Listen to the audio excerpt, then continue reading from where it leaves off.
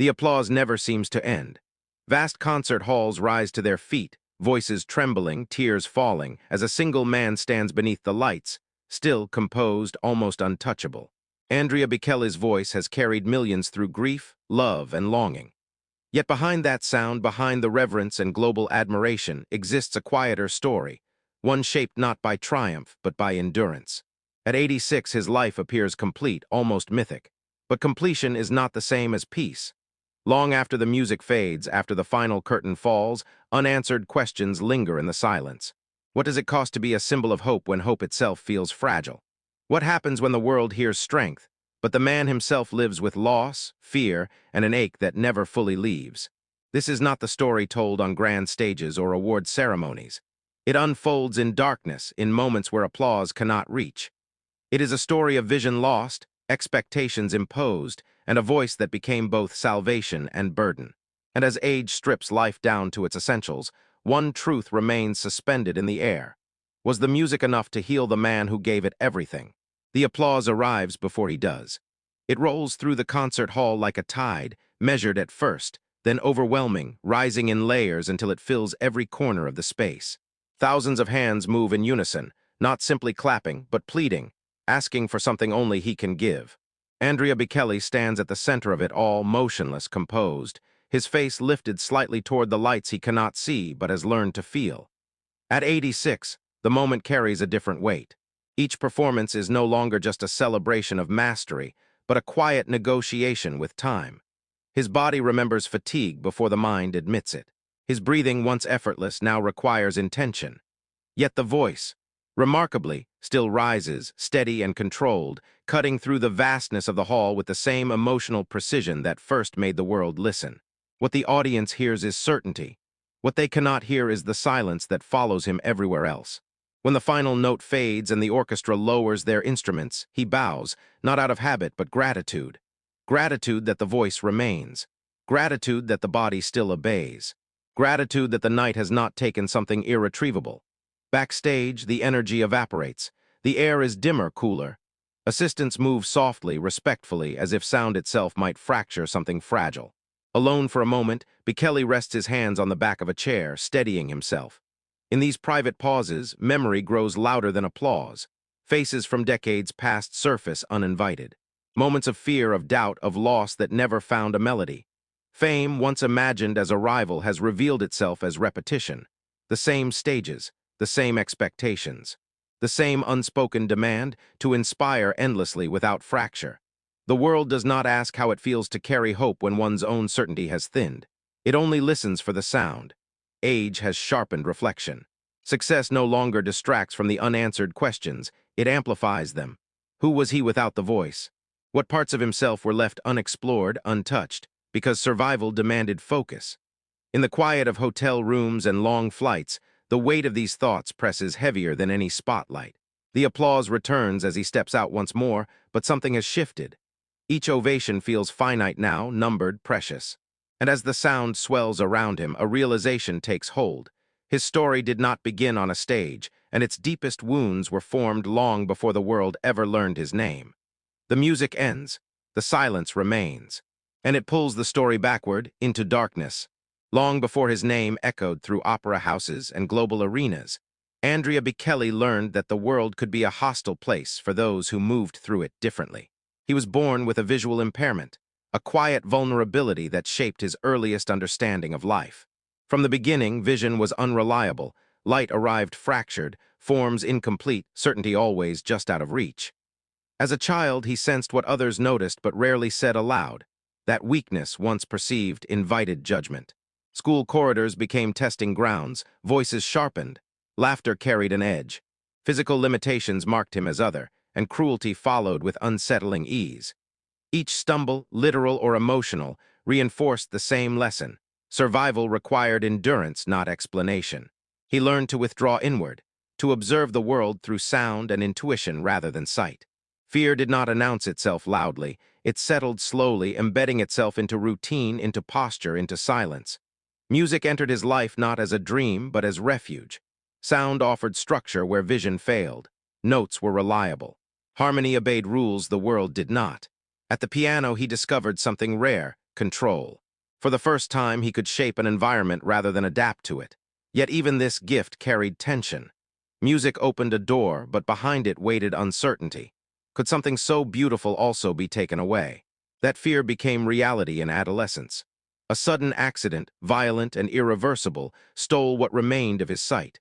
Complete blindness arrived not as drama but finality.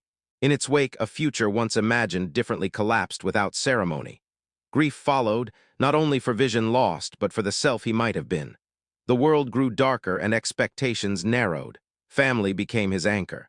Support arrived not in grand gestures, but quiet consistency, guiding hands, patient voices, unwavering belief.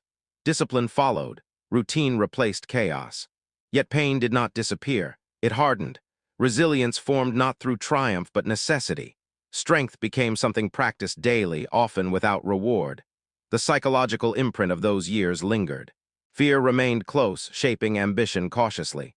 Confidence did not come naturally. It was constructed piece by piece through survival. His artistry grew from this foundation, not from certainty, but endurance. Music was no longer an escape. It was the only horizon left. And as sound began to replace sight entirely, one question hovered in the darkness, unanswered and persistent. Could a life that began in fracture ever find peace, or would the music only mask wounds that never truly healed? Success does not arrive with a single moment of recognition. It gathers slowly around Andrea Bocelli, almost cautiously at first, as if testing whether he can carry it. A small audience here, a larger hall there. Then suddenly, the voice travels farther than the man ever could, crossing borders, languages, and expectations with effortless grace. What listeners hear feels timeless, fully formed. What they do not see is how unreal it feels to the one producing it. Early acclaim carries the shock of disbelief. Each invitation, each standing ovation, feels borrowed, temporary. The voice opens doors that once seemed sealed forever, yet behind every opportunity waits a new demand. Precision becomes non-negotiable. Emotion must arrive on cue, night after night, regardless of fatigue or doubt. Success, once imagined as freedom, begins to resemble obligation. On stage, he is surrounded by sound, an orchestra breathing with him, an audience leaning forward, suspended. Off-stage, silence returns quickly. Touring reshapes time into departures and arrivals, hotel rooms that blur together, long hours spent listening rather than being spoken to. Relationships strain under distance and absence. Conversations are postponed. Moments missed quietly accumulate. His blindness, once a private reality navigated through habit and trust, becomes inseparable from his public identity. Interviewers mention it. Audiences interpret it. Critics frame it as symbolism, triumph over adversity, proof of resilience.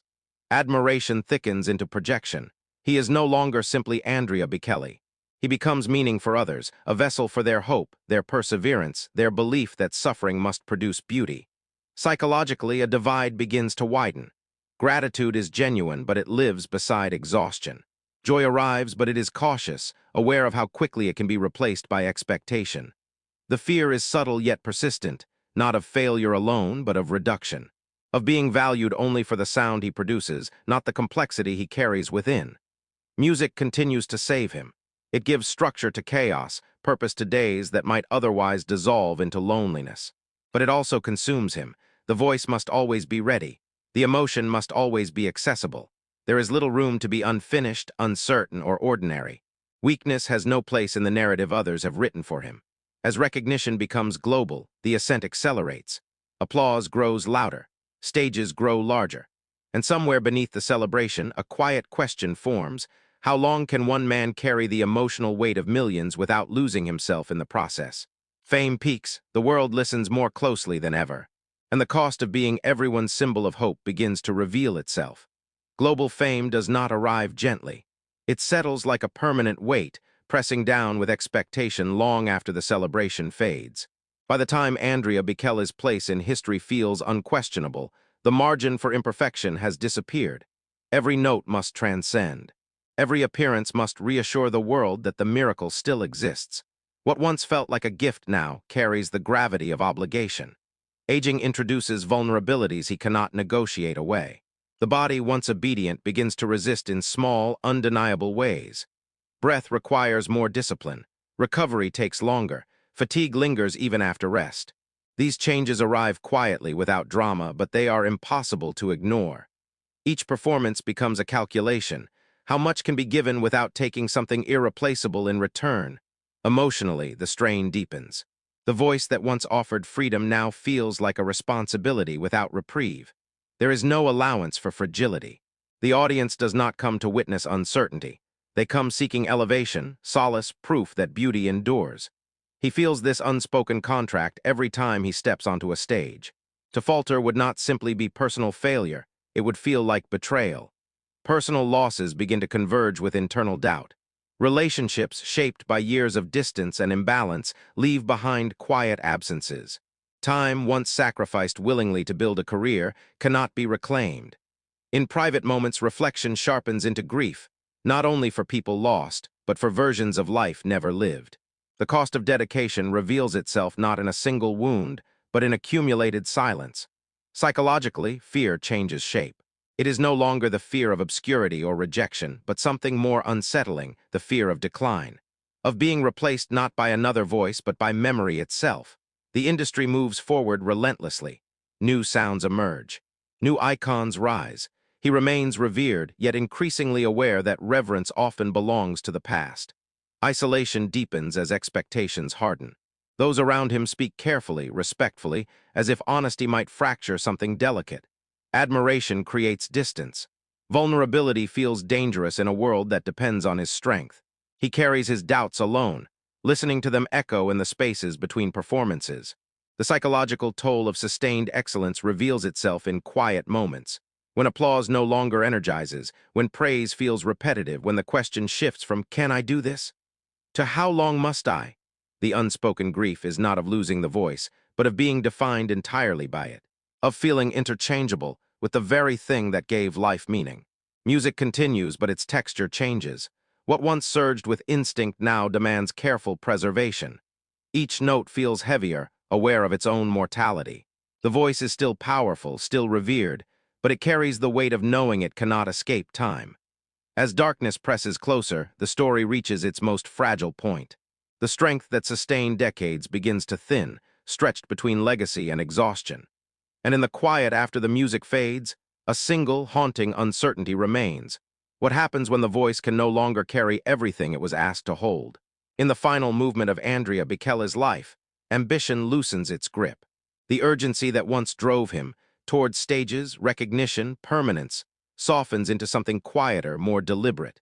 Time no longer feels like an adversary to outrun, but a narrowing path that demands attention. Each choice matters more now because fewer remain. Reflection replaces pursuit. He listens differently, not only to music but to silence. In moments away from performance, there is less need to prove, less pressure to transcend. Music becomes intimate again. Smaller rooms, fewer expectations, notes chosen not for grandeur but truth. Presence matters more than perfection. Aging reframes legacy. Applause, once intoxicating, reveals its impermanence. What lingers instead are connections, shared breaths before a song, the quiet gratitude of listeners who do not cheer but sit still, absorbing. He recognizes that meaning was never fully contained in acclaim. It lived in moments where sound met vulnerability, where music allowed others to feel less alone. The past no longer demands resolution, it invites understanding. Blindness, pressure, sacrifice, each shaped him, but none alone defined the tragedy. The deeper wound was subtler, the long silence carried behind universal praise, the absence of space to be uncertain, the isolation that accompanied admiration, the parts of himself that remained unheard because the world listened only for the voice.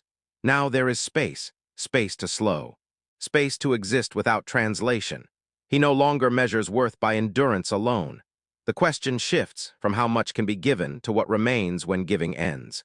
As the final notes of a performance fade, he stands still, allowing the silence to settle rather than rush to fill it. In that stillness, there is no conclusion, only presence. The music has carried him far through darkness and triumph alike. Whether it healed him completely remains uncertain. What is clear is this: the man behind the voice is finally allowed to rest inside the sound, not as a symbol, not as a miracle, but as himself. The applause rises once more, then fades. And in the lingering quiet, a single question remains suspended. Did the music ever truly heal the man who gave it everything?